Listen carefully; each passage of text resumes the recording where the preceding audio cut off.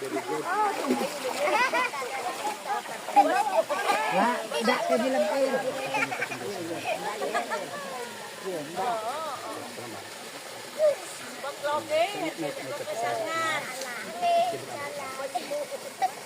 Langit nun, ug mahigmao na mga Diyos, ang amo nga minahal, nga kaigsuunan, bisan sa imo nga sa imo nga nakulian sa imo nga panglawas, apan imo gidawat si Kristo, na si Kristo mao ang maghatag kanimo kusog, maghatag kanimo kaayuhan, pinagi sa magdibatyag nga imo nabatagan sa imo kaugalingon tungod siya ang manluluwas.